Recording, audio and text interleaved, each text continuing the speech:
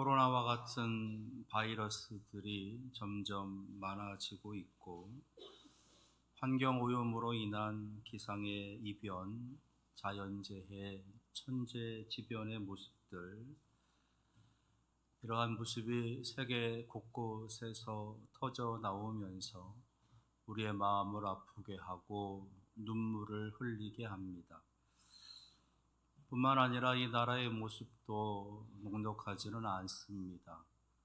도무지 나아지지 않는 것 같은 정치, 경제, 사회, 문화, 교육 모든 면에 있어서 우리의 미래가 그렇게 밝지만은 않은 그런 안타까운 모습이 계속되어지고 있습니다. 개인적으로는 질병이라든지 이런저런 사건, 사고에 휘말리면서 불안한 현실을 살아가야 되는 것이 지금 우리들의 모습입니다. 총체적인 삶의 불안과 두려움의 시대, 밤이 맞도록 수고하였지만 아무것도 얻은 것이 없습니다 라고 탄식하며 외치고 있는 베드로의 그 외침이 우리의 외침이기도 한 그러한 시대를 우리가 살아갑니다. 우리만큼이나, 아니 어쩌면 우리보다 더 이런 불안과 두려움의 시대를 살아갔었던 이스라엘의 모습이 오늘 함께 나누고 있는 출애굽기의 말씀입니다. 오늘 함께 읽은 본문에 있는 말씀 바로 앞구절에 출애굽기 1장 22절은 우리에게 이렇게 기록되어져 있습니다. 그러므로 바로가 그의 모든 백성에게 명령하여 이르되 아들이 태어나거든 너희는 그를 나일강에 던지고 딸이거든 살려두라 하였더라. 아들이 태어나거든 나일강에 던지고 딸이거든 살려두라. 어떻게 한 인간으로서 이런 명령을 내릴 수가 있을까? 어떻게 한 인간으로서 이런 악한 일을 벌일 수가 있을까? 그야말로 말도 안 되는 명령이고 결코 따를 수 없는, 아니 따라서도 안 되는 그러한 명령이 이스라엘 민족에게 떨어졌습니다. 애굽왕 바로가 이러한 명령을 내리고 있는 것, 사실은 이 애굽왕 바로는 이스라엘을 두려워하고 있습니다. 출애굽기 1장 9절에 10절에 있는 말씀을 보면 이스라엘 자손이 우리보다 많고 강하다. 혹여 전쟁이 일어날 때 우리의 대적과 합하여 우리와 싸우고 이 땅에서 나갈까 하노라 라고 하는 이 구절 속에서 바로와 이 애굽의 사람들이 이스라엘 민족의 번성, 강성해지고 있음에 불안하고 있다라고 하는 것을 알 수가 있는 겁니다. 그래서 이들은 이들의 번성을 막으려고 합니다. 불안과 두려움으로 인해서 이스라엘의 미래를 지우려고 하고 그 불안과 두려움으로 해서 이들의 삶을 억압하려고 합니다. 불안과 두려움으로 해서 이들의 번성을 막으려고 하는 것이에요. 하나님께서 이스라엘 백성을 애굽으로 내려보내신 이유는 그 민족을 번성케 하시기 위함인데 지금 애굽 왕 바로는 하나님을 대적하고 있는 것이지요. 이런 애굽의 속내를 미처 알지 못하고 애굽에 대한 저항이 아니라 복종, 굴복을 선택하고 있는 이스라엘의 연약한 모습이 나타나고 있는 겁니다. 힘없이 갓난 아기들을 나일강에 던지는 것이에요. 다른 가족들, 다른 자녀들을 살리기 위해서는 어쩔 수 없다라고 그렇게 타협하고 굴복하고 있는 이들의 모습인 겁니다. 어쩌면 이것이 우리들의 모습은 아닐까? 생존에 대한 불안과 두려움의 무게가 우리들 양심의 소리를 짓눌러서 하나님이 없는 것처럼 살아가고 있는 우리들의 모습, 미래에 대한 불안과 두려움의 무게가 신앙의 소리를 무시하고 하나님을 우습게 여기고 있는 우리들의 모습, 현실에 대한 불안과 두려움의 무게가 하나님의 성경의 말씀을 짓밟고 하나님을 대적해 가고 있는 우리들의 모습은 아닌가라는 그런 마음의 질문을 가져봅니다. 오늘 함께 읽은 본문에 있는 말씀은 이런 불안과 두려움으로 인해서 많은 혼란과 많은 혼돈 가운데 살고 있는 한 부부의 모습을 우리에게 알려주고 있습니다. 그들의 이름은 언급되지 않습니다. 레위 지파 사람들이다라고만 오늘 말씀 속에서는 우리에게 소개해 주고 있습니다. 부끄러운 그런 모습을 감추려고 하시는, 연약한 그들의 모습을 감싸 안으시는 하나님의 배려가 아닌가 생각을 하면서 이 말씀을 묵상하면서 나아갑니다.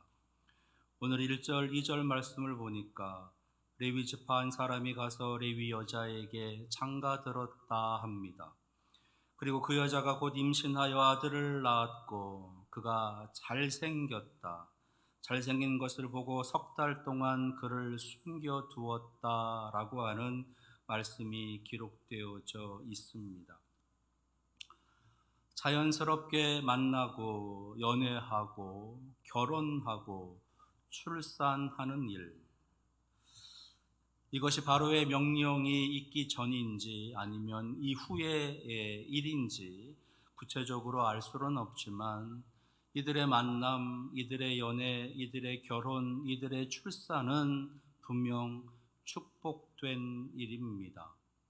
그런데 지금 이들에게 있어서 아들의 출산은 축복이 아니라는 것이에요.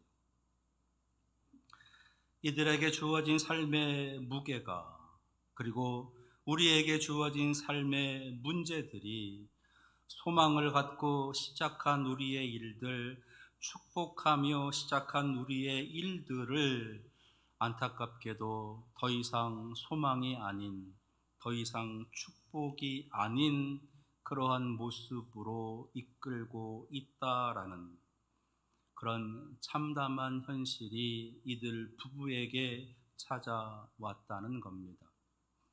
축복이 축복일 수 없는, 미래가 보이지 않는, 모든 꿈이 다 사라지고 있는 이런 시대를 살아가는 사람들, 오늘 함께 읽은 말씀은 바로 이런 사람들에게 들려주시는 하나님의 희망의 메시지, 당부의 메시지인 것이에요. 자, 그렇다면 오늘 말씀을 통해서 우리에게 알려주시려고 하시는 하나님의 깊은 속뜻, 하나님의 교훈은 무엇일까? 첫째로 절대 믿음입니다. 한번 따라하겠습니다. 절대 믿음. 2절 말씀을 보니까 그 여자가 임신하여 아들을 낳으니 그가 잘생긴 것을 보고 석 달 동안 그를 숨겼다 기록하고 있어요. 잘생긴 것을 보았다는 겁니다. 이 잘생긴 것을 보았다라고 하는 이 구절 속에 사용한 히브리어 단어는 토브라고 하는 단어예요. 토브. 근데 이 토브라고 하는 단어가 또 먼저 사용된 적이 있는데 창세기 1장에서 하나님께서 이 세상을 창조하시는 그 기사 속에 이 토브라고 하는 단어가 사용이 됩니다. 어떻게 사용이 되었느냐? 첫째 날부터 여섯째 날까지 하나님께서 이 온 우주, 이 세계를 창조하십니다. 그러시고 그 창조한 모든 것을 보시니 좋았더라 라고 하는 구절들이 반복이 되지요. 보시기에 좋았더라. 바로 그 구절이 토부라는 겁니다. 하나님께서 지으신 그 모든 것을 하나님께서 보시니 좋았다. 내 마음에 흡족하다. 내 마음대로, 내 뜻대로, 내 계획대로 되었다. 그래서 내가 기쁘다라고 하는 그 표현으로 토부라고 사용하고 있다는 겁니다. 이들 부부에 대한 이 말씀은 신약 성경 속에서도 이렇게 기록되면서 평가되어지고 있어요. 히브리서 11장 23절은 믿음으로 모세가 낳았을 때에 그 부모가 아름다운 아이임을 보고 석 달 동안 숨겨 왕의 명령을 무서워하지 아니하였으며 라고 하는 구절에서 아름다운 아이임을 보았다. 이때 사용되어지는 단어가 바로 토부라는 겁니다. 좀 더 구체적으로 사도행전 7장 20절에서 그때 모세가 낳는데 하나님 보시기에 아름다운지라, 하나님 보시기에 아름다운지라, 곧 토부라는 거예요. 그러니까 지금 모세가 태어난 그 모습이 하나님 보시기에 아름답다, 하나님 보시기에 좋았다, 토부라는 겁니다. 토부라는 창조의 단어를 일부러 사용하면서 하나님께서는 지금 이 아이가 태어난 것이 내 뜻대로 된 것이다, 내 계획대로 된 것이다 라고 말하고 있는 거예요. 근데 그것을 지금 이 부부가 표현하고 있는 겁니다. 그 아이를 보니 잘생겼다, 하나님의 뜻이, 하나님의 계획이, 하나님의 놀라운 역사하심이 이 안에 담겨 있다라고 하는 것을 말하고 있는 거예요. 다시 말해서 그들의 믿음의 고백인 거지요. 이들의 믿음은 아들이 태어남이 그냥 태어남이 아니라 하나님의 창조, 하나님의 섭리, 하나님의 계획하심이다라고 하는 믿음의 고백인 겁니다. 지금 이들이 믿고 있는 하나님은 온 세상 천지를 창조하신 엘로힘의 하나님이에요. 지금 이들이 믿고 고백하는 하나님은 온 세상을 주관하시고 살리기도 하시고 죽이기도 하시고 생명을 주관하시는 전능하신 하나님, 엘샤다이의 하나님인 것입니다. 지금 이들이 고백하고 있는 하나님은 세상의 악함을 심판하시고 세상의 나라들의 흥망성쇠를 주관하시고 온 세상의 역사를 하나님의 구원하심의 계획 속에서 이끌어 가시는 전능하신 하나님, 그 하나님을 고백하고 있는 겁니다.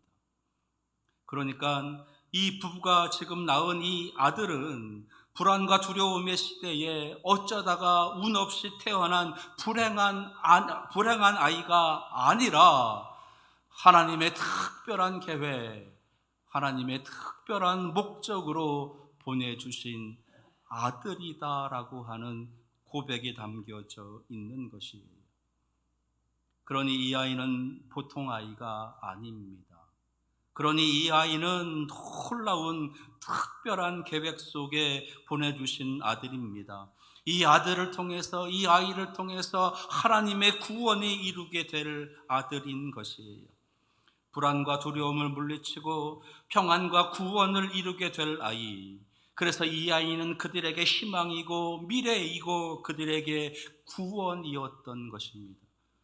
그것이 지금 이들의 믿음의 고백, 절대 믿음인 것이에요.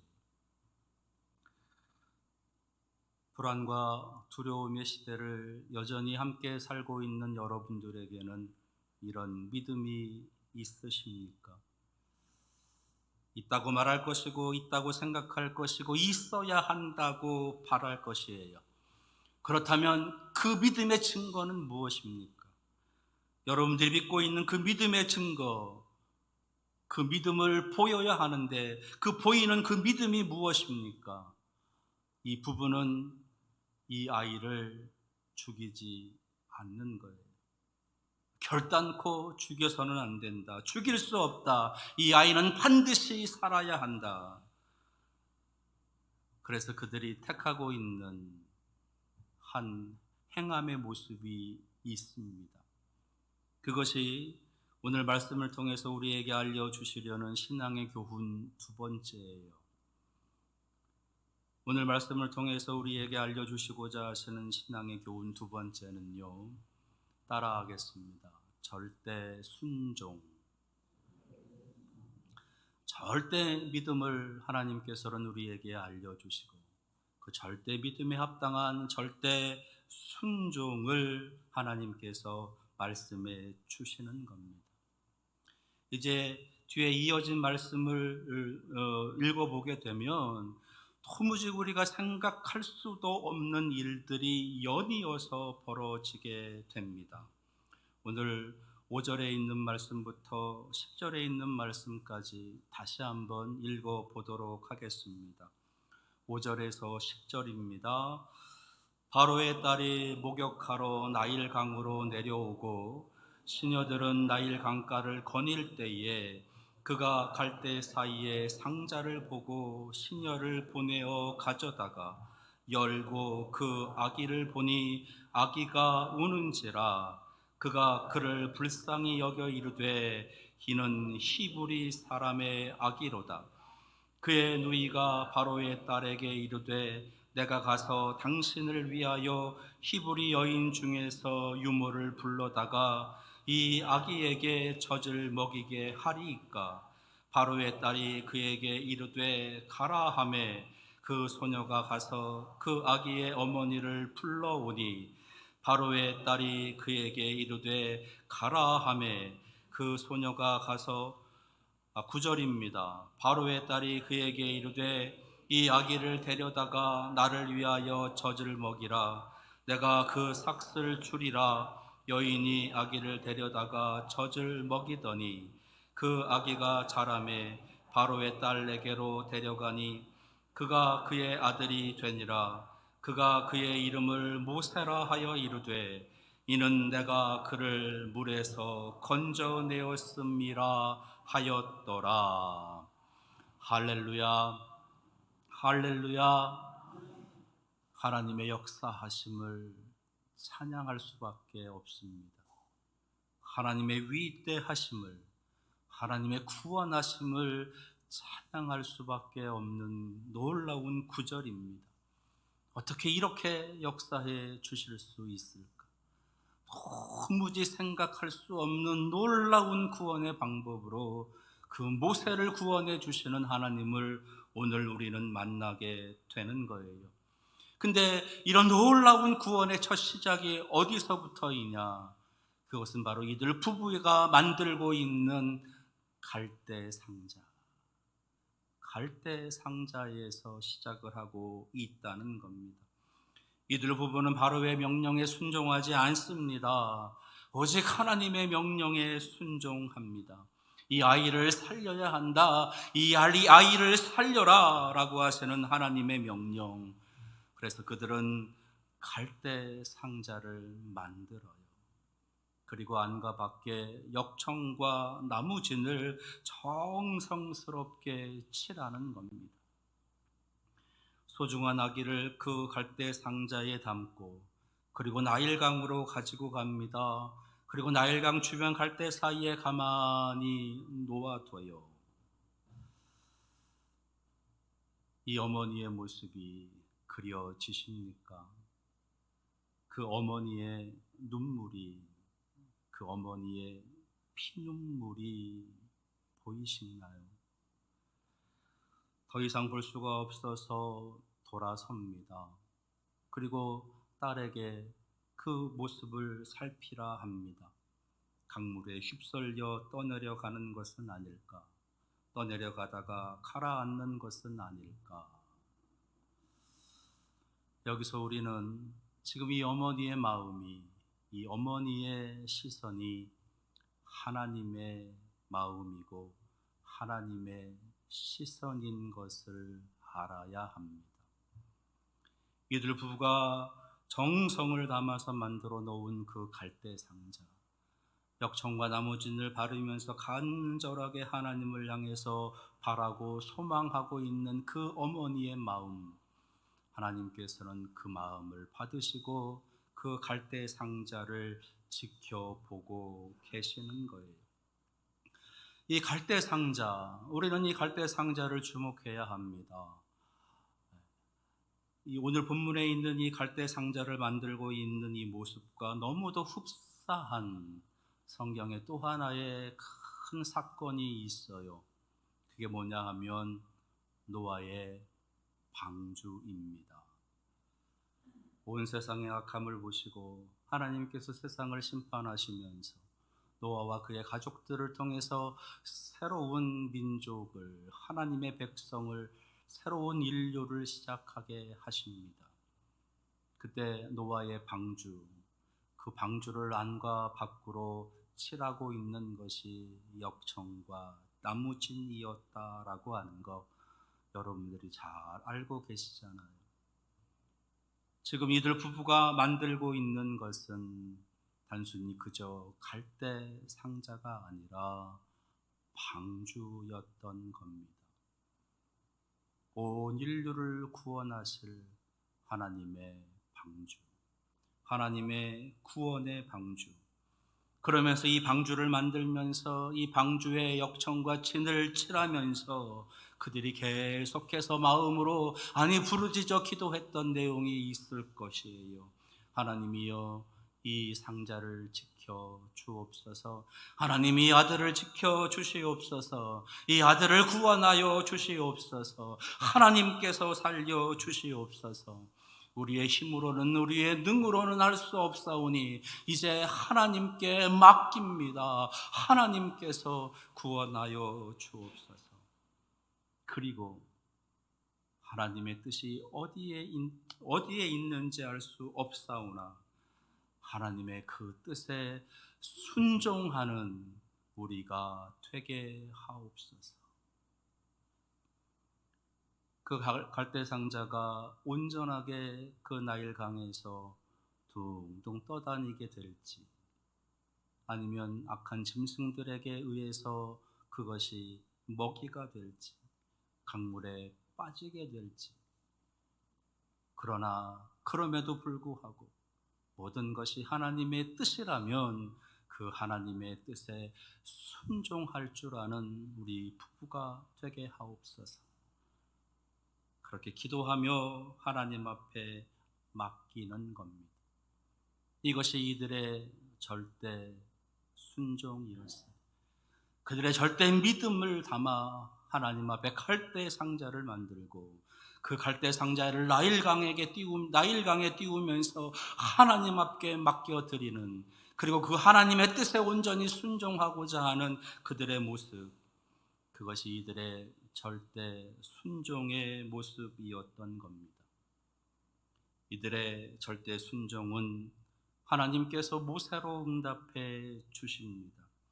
이스라엘의 구원으로 응답해 주십니다. 아이의 구원뿐만 아니라 이들 부부, 그들의 가족, 친척, 더 넘어가서 이스라엘 민족을 구원하시는 놀라운 역사하심으로 하나님께서는 이들의 순종에, 이들의 믿음에 응답하고 계시는 거예요.